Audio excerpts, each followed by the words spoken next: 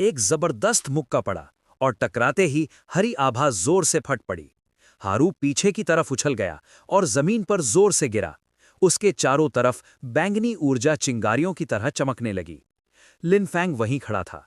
उसके हाथ में काली आग जल रही थी। जख्मी हारू ने सिर उठाया और गुस्से से लिनफैंग को घूरने लगा। वो उठने की कोशिश कर रहा था, लेकिन उसका शरीर बैंगनी रोशनी से कांप रहा था। लिनफैंग बिना हिले उसे देखता रहा। हारू एक हाथ के सहारे उठते हुए बोला, तुम अंदर आए कैसे? लिनफैंग आगे बढ़ा। उसके पीछे उसके मरे हुए सैनिक हवा में तैर रहे थे। उसने ठंडे स्वर में पूछा, ग्लूम फॉरेस्ट डंजन में जो कुछ हुआ वो सब तुमने किया था? ये सुनते ही हारू के दांत भींच गए। उसका शरीर गुस्से से कांपने लगा। बैंगनी चिंगारियां और तेज चमकने लगीं।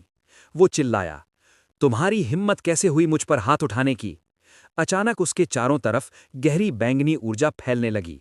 उसकी मांसपेशियां फूल गईं, नसें शैतानी रोशनी से चमकने लगीं और उसकी उंगलियां पंजों की तरह मुड़ गईं। सामने लिनफैंग शांत खड़ा था। उसके बुलाए हुए अनडेड भी उसी तरह की ऊर्जा से चमक रहे थे। अगले ही पल हारू झुक गया। उसकी पीठ से चरमराने की आवाज आई और उसके अंदर से और भी ज्यादा ताकत फूटने लगी। बैंगनी आग उसके चारों ओर भड़क उठी, जैसे जिंदा परछाइयां हों।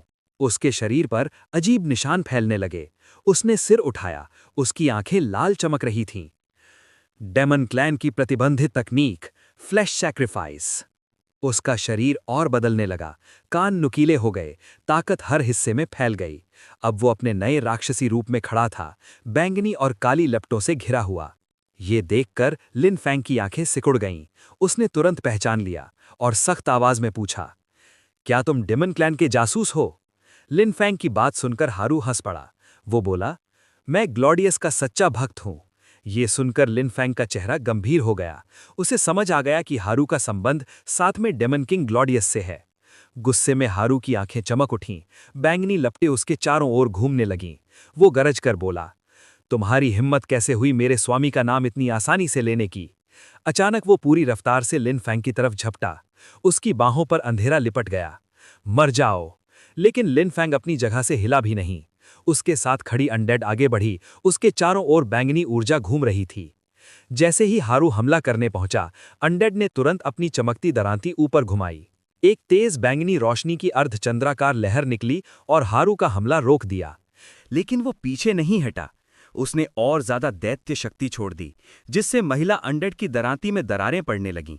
अगले ही पल हारू के हाथ से बैंगनी आग निकली और दरांती पर गिरते ही वो पल भर में टूटकर बिखर गई। महिला अनडेड अपने पूरी तरह नष्ट हो चुके हथियार को देखकर हैरान रह गई। हारू की ताकत वाकई बहुत खतरनाक थी। लिनफेंग ये सब गंभीर चेहरे से देख रहा था। उसने मन ही मन सोचा कि वो तो बस हारू को थोड़ा परखना चाहता था, लेकिन अब मामला हाथ से निकल चुका था।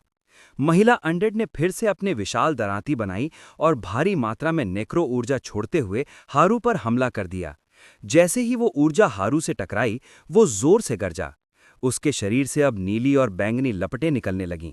उसने दोनों हाथ फैलाकर चिल्लाया कि वो काफी समय से लिनफेंग से निपटने का तरीका सोच रहा था, लेकिन उसे उम्मीद नहीं थी कि लिनफेंग खुद उसके जाल में आ जाएगा। हारू की बढ़ती ताकत देखकर लिनफेंग भी तैयार हो गया। उसने मन ही मन फैसला किया कि अब मौका देखकर जल्दी से लड़ाई खत्म करनी होगी। नीली आग में लिपटा हारू उसके सामने खड़ा था। तभी लिनफेंग ने चुपके से अपना हाथ पीछे किया और अपनी समनिंग स्किल इस्तेमाल की। अगले ही पल उसके पीछे कई परछाई जैसे अनडेड प्रकट हो गए। उनके नुकीले कान, काले शरीर और अजीब सी चमकती लपटें थीं। वे सेना की तरह उसके पीछे खड़े हो गए, जिससे उसका दबदबा और बढ़ गया। ये देखकर हारू चौंक गया। उसे तुरंत समझ आ गया कि लिनफेंग अनडेड मैजिक इस्तेमाल कर रहा है। उसका चेहरा गुस्से से भर गया। उसकी आंखों से आंसू बहने लगे। उसने कहा कि टुका की कुर्बानी बेकार नहीं गई, क्योंकि उन्हें एक खतरनाक मानव प्रतिभा मिल गई है। तभी लिनफेंग का एक अनडेड आगे बढ़ा और अपने विशाल भाले से हारू पर हमला कर दिया। वो बिजली की तरह तेज था। चमकता हुआ बैंगनी ऊर्जा भाला सीधे हारू के सीने में जा धंसा। कुछ समझ पाता उससे पहले ही हारू जमीन पर गिर पड़ा। उसका शरीर घायल था, लेकिन उसकी आंखों में अब भी आग जल रही थी। अंधेरे से लिनफेंग की ठंडी आवाज आई, क्या टुका को तुमने ही मारा था? हारू ने दांत भींच लिए। काली ऊर्जा उसके शरीर के चारों ओर लिपट गई। उसने अपने सीने पर हाथ रखा और कांपती आवाज में मंत्र पढ़ना शुरू किया। खून को मार्ग और आत्मा को सेतु बनाकर मैं अपने स्वामी की इच्छा को अपने शरीर में उतारता हूँ। तुरंत उसकी त्वचा पर काली नसें उभर आईं, आंखें लाल हो गईं और बैंगनी आग उसके पूरे शरीर में भड़क उठी। जमीन पर एक जादुई चक्र चमकने लगा। हारू चिल्लाया, कांपो और दानव राजा के अवतरण का स्वागत करो। उसका नाम है गुलाडेउसा। ये कहते ही उसके ऊपर सींगों वाली एक विशाल छायामयी आकृति प्रकट हुई, जिसके चारों ओर बैंगनी लपटें और ऊर्जा के गोले घूम रहे थे। हारू उसके सामने घुटनों के बल झुक गया, प्रभु गुलाडेउसा। लेकिन इससे पहले कि वो कुछ और कह पाता, गुलाडेउसा ने उसे एक जोरदार मुक्का मार दिया और गुस्से में बोली, एक तुच्छ कीड़े की हिम्मत कैसे हुई मेरा असली नाम लेने की। घायल हारू जमीन पर गिर पड़ा। उसने भ्रमित होकर फिर उसे प्रभु कहा। सामने लिनफेंग शांत खड़ा था और उसके पीछे उसकी पूरी अनडेड सेना मौजूद थी। हारू ने कांपते हुए गुलाडेउसा से कहा, उसे मार दीजिए। तभी लिनफेंग का मेज अनडेड आगे आया और तेज बैंगनी ऊर्जा इकट्ठा करके दानव राजा पर हमला कर दिया। गुलाडेउसा ये देखकर हैरान रह गई कि लिनफेंग एक नेक्रोमांसर है। उसे तुरंत समझ आ गया कि है कोई पहले ही हार चुका है। उसने जमीन से उभरती एक ढाल बनाकर हमले को रोक लिया, लेकिन उसे महसूस हुआ कि उसका समनर बहुत कमजोर है। उसकी शक्ति इतनी नहीं थी कि वो ज्यादा देर तक उसकी रक्षा बनाए रख सके। ये सोचकर उसने अपना हाथ हारू की ओर बढ़ाया और उसके शरीर से ऊर्जा खींचने लगी। हारू कुछ समझ पाता उससे पहले ही दानवी शक्ति उसके शरीर को तोड़ने लगी। उसका शरीर मरोड़ने लगा, हड्डियां चटकने लगी और वो दर्द से चीख उठा। गुलाडेउसा ने उसकी सारी दानवी शक्ति सोख ली। उसकी लाल आंख और भी भयानक चमकने लगी। ऊर्जा खत्म होने के बाद उसने कमजोर हो चुके हारू को एक तरफ फेंक दिया। अब हारू की धुंधली नजरों के सामने असली रूप में खड़ी थी दानव राजा गुलाडेउसा। गहरी और भारी आवाज में दानव राजा गुलाडोसा बोली कि अब वो नेक्रोमांसर के उत्तराधिकारी लिन से ठीक तरह से लड़ सकती है। लिनफेंग चुपचाप खड़ा रहा। उसने दानव राजा को देखा और मन ही मन सोचा कि अगर उसके सारे अनडेड भी मिलकर लड़ें, तब भी वे सीधे मुकाबले में दानव राजा को नहीं हरा पाएंगे। सीधा हमला करना मतलब सबकी मौत तय। ये कोई समझदारी नहीं थी। तभी उसकी नजर जमीन पर पड़े हारू पर गई, जो पहले ही अपनी ताकत खोकर कमजोर हालत में पड़ा था। फिर उसने हवा में चमकते हुए समनिंग मैजिक सर्कल को देखा, जो ऊर्जा से जगमगा रहा था। ये देखते ही लिनफेंग के चेहरे पर हल्की मुस्कान आ गई। उसे एक तरीका सूझ गया। उसने ऊंची आवाज में दानव राजा को बेवकूफ कहा और बोला कि जब उसे पता है कि वो नेक्रोमांसर है तो उसे डरकर भाग जाना चाहिए था, लेकिन वो उल्टा उससे लड़ने आ गई। ये तो बड़ा दिलचस्प है। लिनफेंग के चारों तरफ की बैंगनी आग और तेज हो गई। उसने हाथ उठाकर इशारा किया और अपने अनडेड को हमला करने का आदेश दे दिया। दानव राजा ने ठंडी हंसी के साथ कहा कि अगर ये उसे भड़काने का तरीका है तो ठीक है। उसने डेमोनिक एनर्जी की एक भारी चेन बनाई और उसे लिनफेंग की ओर फेंक दिया। तभी लिनफेंग की महिला अनडेड आगे आई।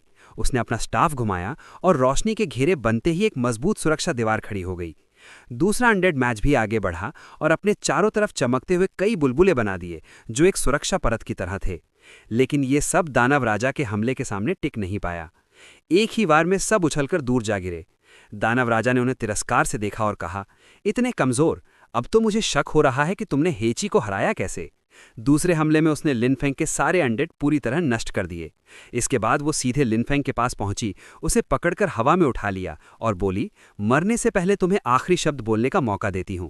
तुम सच में बेचारे उत्तराधिकारी हो। तुम्हें अनडेड की असली ताकत का पता ही नहीं है। लेकिन तभी लिनफेंग मुस्कुराया। उसने कहा, असल में अनडेड की ताकत तुम नहीं समझती। उसने पीछे की ओर इशारा किया। वहां उसका एक अनडेड खड़ा था, जिसके हाथ में बेहोश हारू का सिर था। लिनफेंग ने समझाया कि जब दानव राजा आई थी तो उसने हारू की मना तो खींच ली, लेकिन उसे मारा नहीं, और समनिंग सर्कल की ऊर्जा भी काफी कम हो चुकी थी। ये सुनते ही दानव राजा चौंक गई।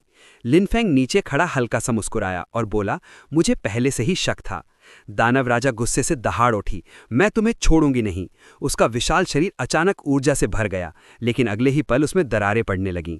उसका शरीर टुकड़ों में बिखर गया और हवा में गायब हो गया। सब शांत होने के बाद टूटी हुई जमीन पर लिनफेंग अकेला खड़ा था। उसने सिर के पीछे हाथ रखा, आराम से मुस्कुराया और धीमे से बोला, मैं इंतजार करूंगा। कुछ दूरी पर मौजूद अधिकारी धमाके की आवाज सुनकर वहां की ओर दौड़ पड़े। उनमें से एक चिल्लाया, जल्दी चलो, देखो क्या हुआ है। आवाज सुनकर लिनफेंग ने उनकी तरफ देखा। उसकी आंखें थोड़ी चौड़ी हो गई और उसके आसपास हल्की बैंगनी चिंगारियां चमकने लगीं। अगले ही पल वो मुड़। बिना एक पल सोचे लिनफेंग तुरंत वहां से भाग निकला। उसे लग रहा था कि अब हालात ठीक नहीं हैं। सुबह होते होते वो शहर के बाहर अपने खेत पर पहुंच गया। वो धीरे धीरे आगे बढ़ रहा था, धूप उसके शरीर पर पड़ रही थी। उसने मन ही मन सोचा, मेरी मना तो लगभग खत्म हो चुकी है। अच्छा हुआ समय रहते बच निकला। अगर आखिरी दांव नहीं जीतता तो आज सब खत्म हो जाता। ये सोचते हुए वो अपने कमरे की तरफ बढ़ा ही था कि अचानक उसके खेत के चारों तरफ बने बैरियर में एक दरार पड़ गई। लिन फैंग तुरंत रुक गया और मुड़कर तेज आवाज में बोला, कौन है वहां? तभी एक सुनहरे बालों वाला आदमी बैरियर तोड़कर उसके सामने आकर खड़ा हो गया। लिन फैंग ने उसे देखते ही पहचान लिया। वही आदमी था जिससे वो स्टूडेंट्स की सभा में मिला था और जिसे दानव राजा गैलेडियस ने उसे मारने के लिए भेजा था। वो आदमी धीरे धीरे आगे बढ़ा। उसकी पीठ पर तलवार लटकी थी और चेहरे पर चिढ़ साफ दिखाई दे रही थी। वो बोला, मैं तो आराम से लोगों को मारते हुए अपना मिशन एंजॉय कर रहा था, लेकिन मेरे लॉर्ड ने अचानक मुझे रोक दिया। अब मेरा मूड बहुत खराब है। उसने मुस्कुराते हुए तलवार निकाली और बोला, क्यों ना तुम यहीं खड़े रहो ताकि मैं तुम्हें आराम से मार सकूं? ये सुनकर भी लिन फैंग नहीं डरा। उसने हाथ उठाया और शांत आवाज में अपने सभी अनडेड को बाहर आने का आदेश दिया। लेकिन जब उसने दोबारा हाथ घुमाया तो कुछ भी नहीं हुआ। उसके चेहरे का रंग उड़ गया। उसे समझ आ गया, पिछली लड़ाई में उसकी सारी मना खत्म हो चुकी थी। उसका शरीर अभी मना के खालीपन में था। वो कुछ भी समन नहीं कर सकता था। तभी उसकी नज़र सामने पड़ी तलवार पर गई। अगले ही पल उसने देखा, वो सुनहरे बालों वाला आदमी पूरी रफ्तार से उसकी तरफ दौड़ रहा था। वो आदमी गोली की तरह उछला और पूरी ताकत से अपनी तलवार लिन फैंग पर चला दी। लिन फैंग तुरंत पीछे कूद गया और वार से बच गया। उसने आंखें सिकोड़ लीं। उसे अचानक एक बात याद आई, नेचर का लैंप जो अनडेड को और मजबूत बना सकता था। लेकिन सोचने का वक्त ही नहीं मिला। अचानक उसके खेत के अंदर की शक्तिशाली ग्रीन अर्थ स्पिरिट हवा में चमकते हुए प्रकट हुई और जोर से बोली, पीछे हटो। तभी दुश्मन ने फिर से पूरी ताकत से वार किया। लिन फैंग पीछे हट गया और तलवार हवा को चीरती हुई निकल गई। लेकिन वो रुका नहीं। उसने फिर से वार किया। इस बार उसकी तलवार से चमकती रोशनी का घेरा निकल रहा था। लिन फैंग तेजी से पीछे हटता गया। दोनों अब डूबते सूरज की नारंगी रोशनी में आमने सामने खड़े थे। तभी अचानक उसके पीछे की जमीन फट गई। धरती के नीचे से एक विशाल पेड़ की जड़ बाहर निकली जो हरी ऊर्जा से चमक रही थी। सुनहरे बालों वाले आदमी की आंखें चौड़ी हो गईं। वो तुरंत पीछे कूद गया। अगले ही पल कई बड़ी बड़ी जड़ें जमीन से बाहर आने लगीं। एक जड़ जोर से जमीन पर गिरी, जिससे पत्थर चारों तरफ उड़ गए। कुछ जड़ें उस आदमी पर हमला करने लगीं, जबकि बाकी जड़ें लिन फैंग के चारों तरफ लिपट गईं। लिन फैंग हैरान रह गया जब वो जड़ें उसे उठाकर हवा में ले गईं। कुछ ही सेकंड में उसके चारों तरफ मोटी जड़ों की एक मजबूत दीवार बन गई। दूसरी तरफ वो सुनहरे बालों वाला आदमी ठंडी नजरों से उस दीवार को देखते हुए बोला, बस इतना ही, सस्ता सा ट्रिक है। उसने अपनी तलवार में मना भरी। तलवार चमकने लगी और उसके चारों तरफ आग की लपटें घूमने लगीं। उसने एक जोरदार वार किया। हवा में चमकती हुई एक आग जैसी धार निकली। फिर वो आगे बढ़ा और पूरी ताकत से जड़ों पर वार किया। पत्थर और छाल टूटकर उड़ गए। उसके वार से पेड़ों की जड़ें ऐसे कट रही थीं जैसे मक्खन हो। तलवार आग की लंबी लपट बनाते हुए नीचे तक चली गई, लेकिन उसके चेहरे पर जरा भी घबराहट नहीं थी, पूरा शांत और फोकस्ड।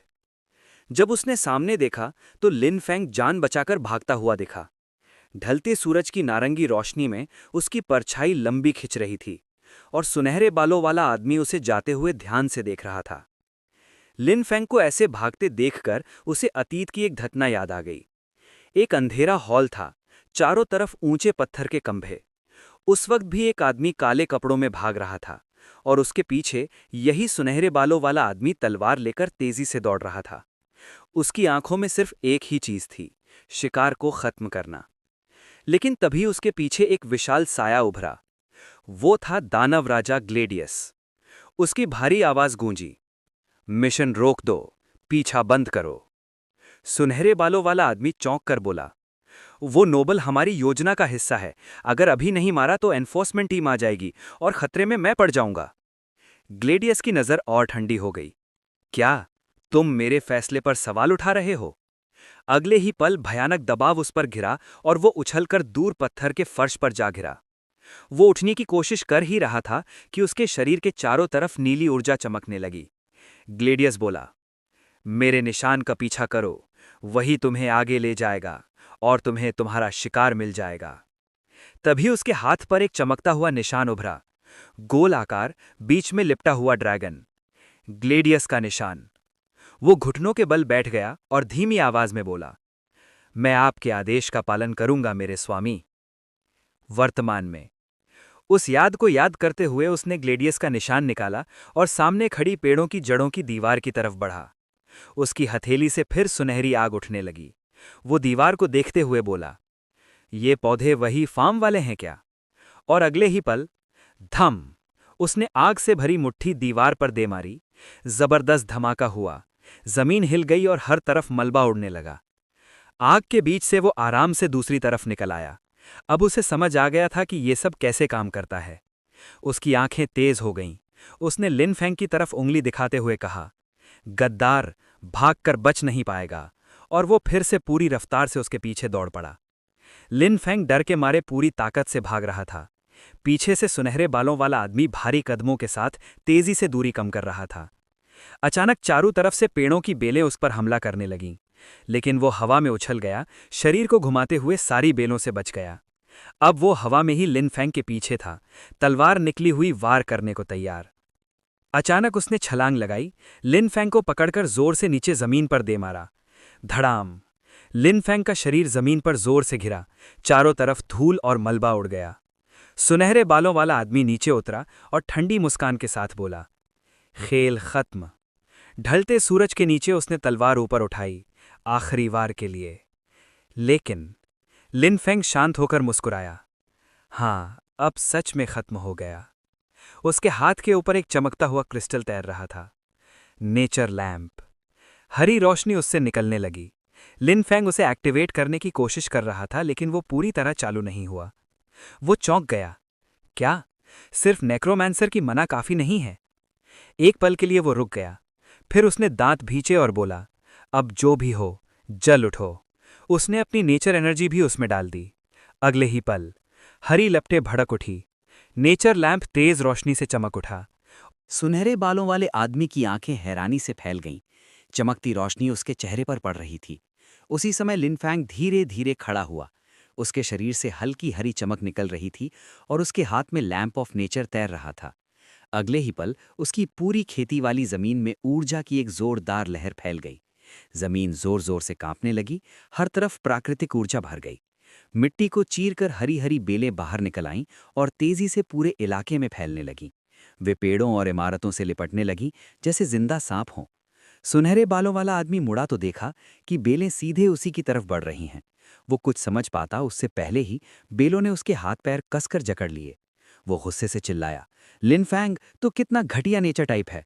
वो पूरी ताकत लगाकर छूटने की कोशिश करने लगा। आखिरकार उसने अपनी पूरी ताकत लगाई और बेलों को तोड़कर खुद को आज़ाद कर लिया। जैसे ही वो जमीन पर गिरा, उसने अपना ग्लेडियस मार्क निकाल लिया। उसके शरीर और तलवार पर बैंगनी ऊर्जा छा गई। ग्लेडियस मार्क से भारी मात्रा में डेमोनिक एनर्जी निकली, जिसे उसने अपने अंदर समेट लिया। अगले ही पल वो बिजली की तरह तेजी से लिन फेंग पर हर दिशा से हमला करने लगा। उसे आते देख लिन फेंग आगे बढ़ा और लैंप ऑफ नेचर से भारी मात्रा में प्राकृतिक ऊर्जा छोड़ी। उस ऊर्जा की मदद से उसने अपना अनडेड वॉरियर बुलाया। अगले ही पल लिन फेंग का अनडेड वॉरियर है ही कोई उसके सामने प्रकट हुआ, लेकिन इस बार वो अपने बैंगनी अनडेड रूप में नहीं था। उसका पूरा शरीर पत्तों और बेलों से ढका हुआ था, जैसे वो इंसानी रूप में हो। जैसे ही वो आया, उसने नेचर एनर्जी से सुनहरे बालों वाले आदमी के सारे तलवार हमले रोक दिए। उस आदमी ने पूरी दानवी ताकत लगाकर है कोई को पीछे धकेलने की कोशिश की, लेकिन कोई फायदा नहीं हुआ। उल्टा उसकी तलवार ही पूरी तरह टूटकर टुकड़ों में बिखर गई। धूल के बीच से है कोई आगे बढ़ा। उसकी आंखें तेज चमक रही थीं और उसके हाथों के आसपास हरी ऊर्जा इकट्ठा हो रही थी। उसे देखकर सुनहरे बालों वाला आदमी घबरा गया। उसने पहचान लिया और कांपते हुए बोला, है कोई, तुम मरे नहीं? लेकिन है कोई ने कुछ नहीं कहा। उसके चारों तरफ हरी लपटें नाच रही थीं और वो अगले हमले के लिए तैयार खड़ा था। उधर लिन फेंग शांत चेहरे के साथ खड़ा था। उसके चारों ओर हरी रोशनी घूम रही थी। उसने ठंडी आवाज में आदेश दिया, इसे खत्म कर दो। आदेश मिलते ही है कोई बिजली की तरह आगे बढ़ा। उसके हाथों के साथ हरी आग लहरा रही थी। उसने आदमी को पकड़ लिया और जोर से घसीटते हुए आगे ले गया। सुनहरे बालों वाला आदमी घबराकर चिल्लाया, रुको, हम तो साथी हैं। लेकिन उसकी बात पूरी भी नहीं हुई थी कि एक जोरदार टक्कर हुई। चारों तरफ खून की तेज छींटें उछल गईं। है कोई ने उसे बेरहमी से कुचल दिया। उसका टूटा हुआ शरीर जमीन पर गिर गया और उसके आसपास हरी आग जलने लगी। दुश्मन के मरते ही लिन फेंग के घुटने जवाब दे गए। वो जोर जोर से खांसने लगा। वो पूरी तरह थक चुका था। अगले ही पल वो जमीन पर गिर पड़ा, उसके शरीर की हरी रोशनी धीरे धीरे बुझने लगी। बेबस होकर उसने हेईकुई से धीमी आवाज में कहा, अब मैं नहीं बचूंगा। और फिर वो वहीं गिरकर कमजोर हालत में पड़ा रह गया। पास ही प्रकृति क्रिस्टल का दीपक तैर रहा था। उसकी सारी शक्ति खत्म हो चुकी थी। हेईकुई लिनफेंग के पास खड़ा था, शांत चेहरे से उसे देख रहा था। उसने धीरे से सांस ली, समझ गया कि लिनफेंग बस बेहोश है। तभी हेईकुई के शरीर में बदलाव शुरू हो गया। बैंगनी आग उसके चारों तरफ लिपट गई, उसकी त्वचा पर फैलने लगी। उसका हरा बेल जैसा कवच हिलने लगा और उठती हुई काली ऊर्जा में गायब हो गया। उसका पूरा रूप बदल गया। उसके सीने और बाजुओं पर काले आग जैसे निशान फैल गए। बैंगनी लपटें उसके चारों ओर घूमने लगीं। उसकी मांसपेशियां तन गईं और आंखें और तेज हो गईं। वो पूरी तरह अपने अनडेड रूप में बदल चुका था। पर जैसे ही हेईकुई का रूपांतरण पूरा हुआ, उसका शरीर अचानक चमकने लगा और फिर उसके शरीर के टुकड़े अलग होने लगे। अगले ही पल उसके ऊपर चढ़ा बैंगनी खोल छोटे छोटे टुकड़ों में टूटकर बिखर गया। उसके चारों ओर की अनडेड आभा भी पूरी तरह गायब हो गई, जैसे कुछ था ही नहीं। दृश्य बदलता है। एक शांत और सुंदर घाटी दिखाई देती है। दूर दूर तक पहाड़ों के बीच हरे मैदान और जंगल फैले हुए थे। उस हरे मैदान में दूर कुछ लोग झंडे लहराते नजर आ रहे थे। उन झंडों पर शेर के सिर का निशान बना था। ये कवच पहने शूरवीरों का दल था, जो सफेद घोड़ों पर सवार होकर अनुशासन में आगे बढ़ रहा था। उनके पीछे एक सजा धजा शाही रथ धीरे धीरे रास्ते पर चल रहा था। रथ के अंदर 3 लोग बैठे थे, एक नीले कपड़ों में, एक लंबे लाल बालों वाला और एक गहरे रंग के वस्त्रों में। रथ धूप में चमकता हुआ आगे बढ़ता जा रहा था। अंदर बैठे लाल बालों वाला योद्धा गंभीर चेहरे के साथ चुप था। खिड़की से आती धूप उसके कवच पर चमक रही थी। उसके सामने लंबे भूरे बाल और दाढ़ी वाला एक बुजुर्ग आदमी शांत नजरों से उसे देख रहा था, जैसे उसके बोलने का इंतजार कर रहा हो। लेकिन दोनों के बीच कुछ देर तक खामोशी छाई रही। लाल बालों वाला योद्धा नजरें झुकाकर बैठ गया, जैसे किसी मुश्किल बात के बारे में सोच रहा हो। बुजुर्ग भी उसे ध्यान से देखता रहा, मगर कुछ नहीं बोला। फिर बुजुर्ग ने सिर घुमाकर खिड़की की ओर देखा। बाहर का नीला आसमान और हरे पहाड़ नजर आ रहे थे और रथ आगे बढ़ता जा रहा था। तभी अचानक जंगल के बीच छिपी एक लकड़ी की इमारत के आसपास हरी चमकती ऊर्जा घूमने लगी। जैसे ही वो दिखाई दी, पूरा रथ जोर से हिल गया। अंदर बैठे तीनों लोग चौंक गए और तनाव भरी नजरों से आगे देखने लगे। अचानक फिर से रथ झटका खा गया, जैसे किसी भारी चीज ने उसकी छत पर वार किया हो। और उसी समय आसमान में चमकती ऊर्जा की लकीरें तेजी से दौड़ती हुई रथ के पास से निकल गईं। घोड़े दौड़ते रहे, लेकिन माहौल अब पूरी तरह बदल चुका था। अंदर सबसे पहले लाल बालों वाले आदमी ने इसे महसूस किया। उसकी आंखें चौड़ी हो गई और वो झटके से आगे झुक गया। तभी एक शूरवीर ने रथ रोक दिया और खिड़की के पास आकर झुक गया। लाल बालों वाला आदमी और एक नीले बालों वाली लड़की अंदर से उसकी ओर देखने लगी। शूरवीर की बात सुनने के बाद लाल बालों वाला आदमी वापस अपनी सीट पर बैठ गया। उसका चेहरा शांत था, लेकिन आंखों में सोच गहरी हो गई थी। वो सामने देखते हुए चुपचाप उस घटना के बारे में सोचने लगा।